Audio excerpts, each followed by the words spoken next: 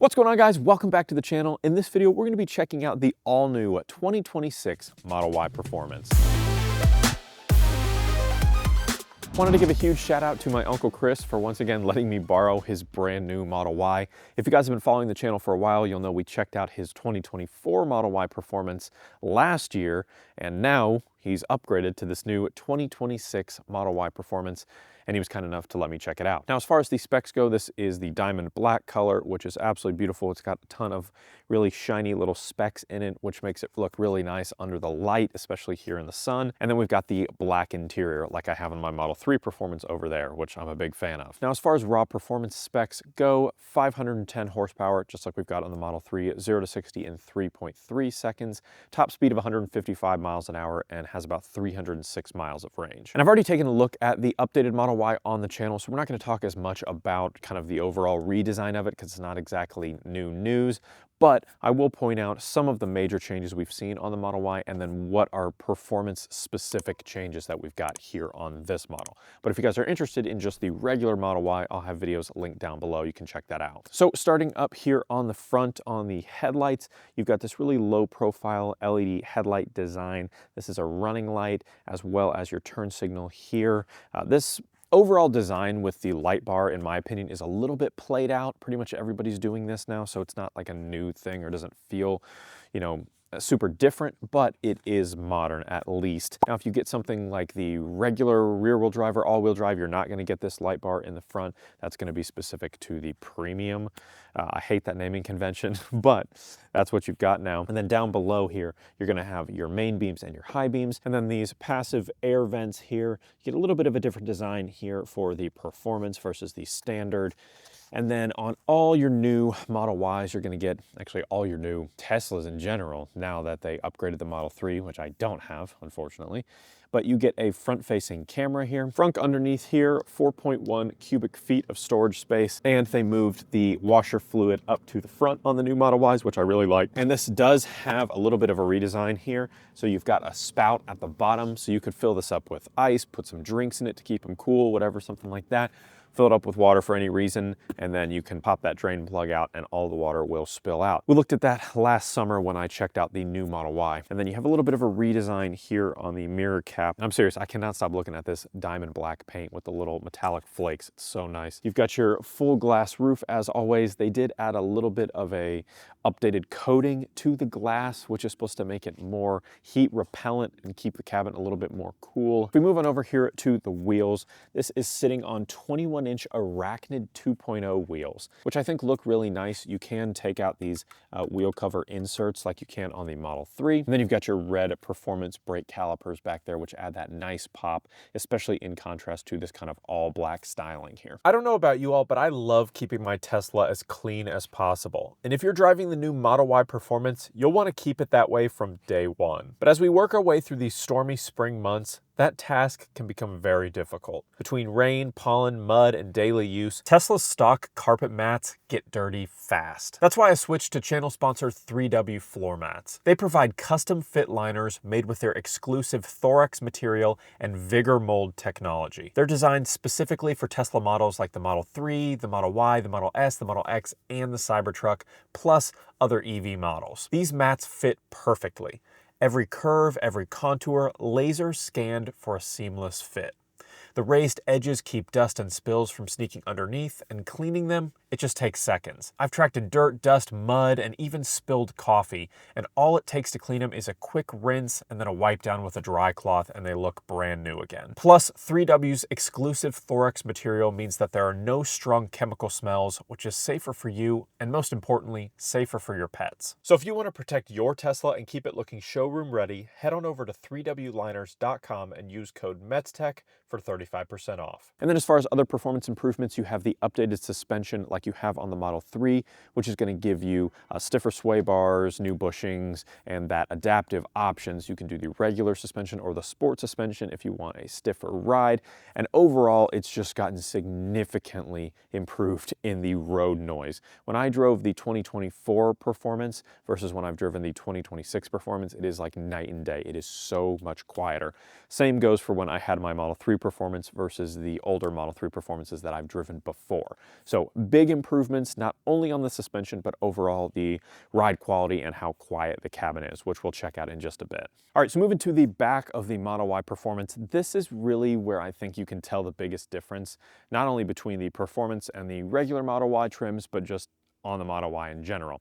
So you've got these updated taillights that look basically exactly like the Model 3 taillights that we've got going now. You've got your carbon fiber spoiler on the back, which protrudes nicely, especially on this Model Y. It's a little bit more of a shelf than it is over on the Model 3. And then this is one of my favorite parts of the new Model Y, this textured plastic. It's very similar to the textured plastic that you have on the center console, on the inside of the vehicle, but it's got this indirect light bar. So there's an LED bar that's up underneath that works as your brake light and kind of like a running light at night. And it shines down onto this plastic textured piece. Instead of just being a direct light, it's got this little indirect element to it. And then you've got your Tesla word mark kind of printed on the back, which I think overall the whole combination and whole package looks really, really nice. Rear camera there, and then big sheet metal piece here for your rear gate. You do have the performance badge on the side there as well. And then one thing that I like that they did on this upgraded Model Y is that they actually gave you more plastic cladding. I'm typically not a big fan of additional plastic cladding, but here on the Model Y, it's actually going to help you quite a bit if you are involved in a rear end collision, because it's a lot easier and cheaper to replace this than it is to replace this. So it's a cost saving measure here in the back. And then down below that, you do have some reflectors down here as well as your reversing lights here. But down here below, you've got this upgraded diffuser that looks so aggressive and just really, really nice overall. I'm a big fan of what they did, not only on the Model Y, but also on the Model 3. Just to give it the extra little bits of detail and molding here, just to make the performance stand out a little bit for the additional money that you have to spend to get it. As with all Teslas, you're going to have a power liftgate there, and you're going to get access to 30 cubic feet of cargo space with the second row seats up. If you fold those down at 72 cubic feet of cargo space, plus you've got that underfloor storage as well, and you can store away your cargo shade in the underfloor storage, which you could not do previously. Now, one really cool thing about the upgraded Model Y, of course, is that you've got power operated second row seats. Now, this in and of itself is not a new feature in the automotive space at all. This is very common, but what sets the Model Y apart is that you don't first have to adjust your front seats to make sure that your second row seats can fold flat smoothly. And this is a 40-20-40 split. So if you do want to put larger objects through, you can just drop just the second middle portion there, then slide like a rug or 2x4s or something up there to be able to store more without having to drop both passenger seats. Improved materials up under here as well. This used to be a lot of plastic, and I've mentioned in previous videos it would get damaged really easily if you had stuff slide around in the trunk. It'd bump up against it and leave all kinds of scuff marks and scratches and things, but they've added this nice carpet material that you've got in other parts of the cabin, but this not only helps with the noise isolation, but also if something bumps into this, it doesn't even do anything, and it's a lot easier to clean. Nothing else really major back here other than the changes that they've made for the new Model Y, which is just to kind of square everything off pretty aggressively here. All right, so hopping here into the second row, it is spacious. I am very, very comfortable back here. You have tons of rear seat volume back here.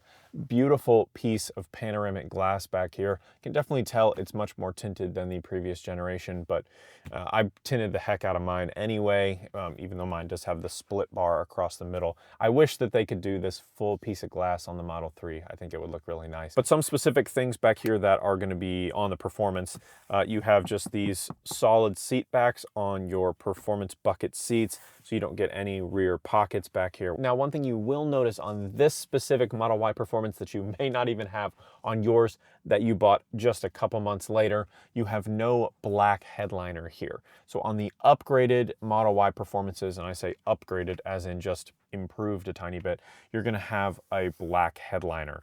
This has the gray headliner. And one thing that I really like about Tesla that's a little bit different than legacy manufacturers is they don't skimp on the materials on the rear door panels. A lot of brands will do really nice materials on the front and then kind of crap on the back, because who cares, right? Well, Tesla does care, and they give you the same premium soft touch materials throughout. Then you have your LED lights, like I mentioned. You get a little carbon fiber kind of accent door trim. Then you got your Alcantara, which is so nice. I love it. Then the soft touch material with the double stitching on the armrest, and then soft touch material down below on your cup holder area. You've got speakers back here, power windows, power, door button, all the kind of stuff you'd come to expect. Nothing crazy back here, but I am just so impressed with the rear volume back here for something that is this quick and this fun to drive.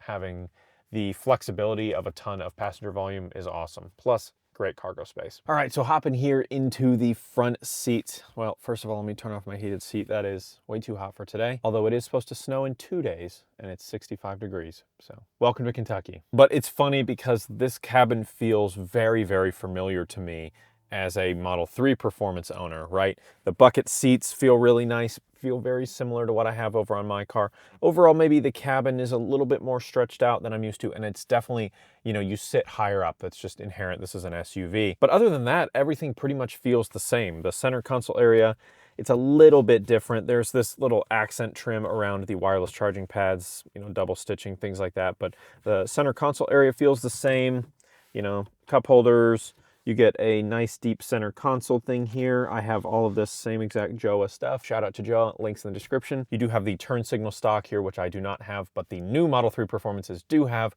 So outside of that, all of this feels very similar. But there are a couple differences. You have a redesigned button layout on the steering wheel here. You've got your light and wipers on this side, and then your similar camera and microphone button on the opposite side. Mine is just a little bit different of a layout just because I don't have that turn signal stock. Also, one of the first things that I did when I got my Performance is I replaced this carbon fiber trim piece with the Alcantara trim piece, or the suede trim piece. This one still has the carbon fiber, so I don't know if my uncle's gonna switch that out. He might like the carbon fiber. It just wasn't my favorite. You do have that same carbon fiber over here as well. The door cards are a little bit different between the Model 3 and the Model Y Performance, but the Model Y has just more pieces than the Model 3. The Model 3 just has the Alcantara and the soft touch, but this has the accent lighting. You've got your speaker grille, you've got the carbon fiber, and then that Alcantara, and then soft touch down from that. Now, as far as the seating surfaces go, these are the Performance bucket seats, very similar to what I have on my Model 3 Performance. They've got the Performance badging built into the back of the headrest, which I love. Integrated headrest, you can't adjust these at all.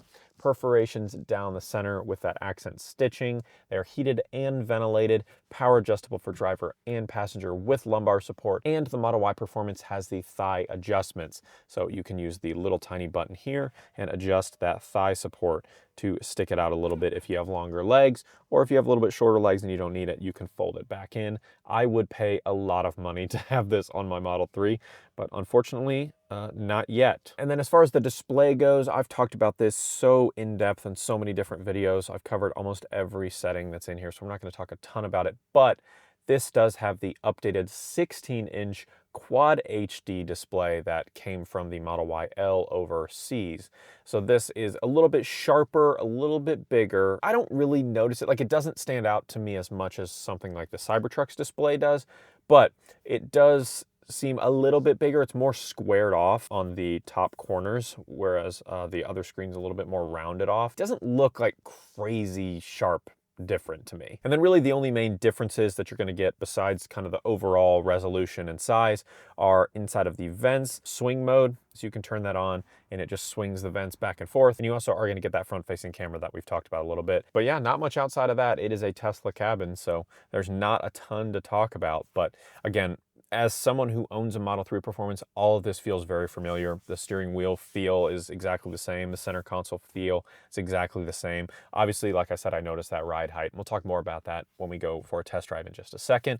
But yeah, it's a beautiful cabin. I love the all black interior. I think it's really nice. Tesla killed it with the all black in this current generation. But that's pretty much everything here in the cabin. Let's go ahead and take this thing for a test drive. I'm super excited. All right, so we're gonna take it for a test drive here. But first, I wanted to do what I've been waiting to do this entire time, which is launch this thing. So the Model Y Performance here has something that the Model 3 Performance does not have, and that is a dedicated launch mode. We can press both pedals down. It says ready to launch, release brake to begin. All right, ready? We're at 71% state of charge, so let's go in 3, 2, 1. Yeah. I mean, it absolutely launches, no question in my mind. It is quick. It's tough because if I were doing this prior to owning a performance vehicle, I'd be like, holy smokes. But after having a daily driver as the Model 3 Performance, which has a faster 0 to 60 time and the same amount of horsepower, I'm so used to it that I'm like, yeah, I mean, that feels like kind of what my car feels like, but maybe a hair slower. It definitely feels insanely fast. For anyone that hasn't driven one of these performance models before, you're gonna be maybe even sick to your stomach. It's that quick. Like I said, having a lot of experience with not only my Model 3 Performance, but also the Cybertruck. Oh, there's a puppy right here now. That's unfortunate. All right, buddy, I don't wanna hit you. Okay, watch out, buddy. What am I supposed to do? He's right there. Oh, he's pissing. He's pissing on the tire. All right, let's see if we notice anything just pressing the acceleration, not doing the launch.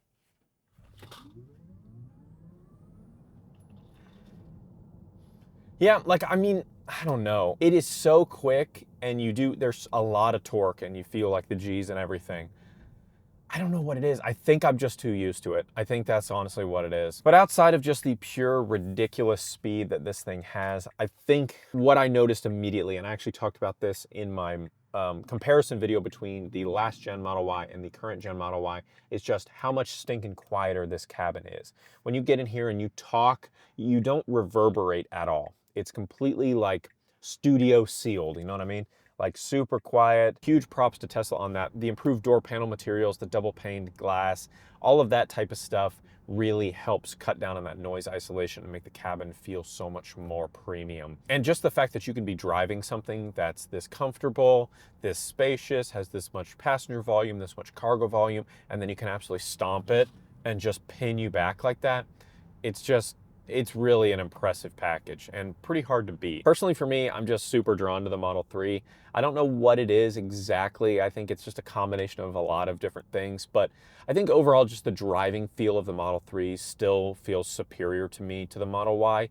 And it's not that this is bad by any means, and it's vastly improved than it was, like I've mentioned already. And I will say, although the performance bucket seats feel very similar to the Model 3, they're a little bit wider than the Model 3, like especially down here on the base, but even the ones on your sides feel a little bit wider. So if you're a little bit heavier set, or you just don't want to feel as kind of squished in, I think the Model Y is probably the better bet. So let's talk pricing. The Model Y Performance here starts at $57,490. And what's really nice now is while you lose the tax credit, which really stinks if you weren't able to take advantage of that, what you gain is that all of the upgrades now in the Performance are included. So you can get any paint color you want, you can get any interior you want, you don't have to pay any extra. Whereas when I got my Model 3 Performance, I had to pay, or would have had to pay. I initially ended up paying, what was it, $2,000 extra, and then Tesla ran a 4th of July special to where red, white, and blue became free colors, and I'm so lucky that that happened to just fall into that sale or promotion that they were running, which was great. But now on the Model 3 and the Model Y Performance, you can pick any color, any interior you want without having to pay any extra. The downside, again, that tax credit is gone.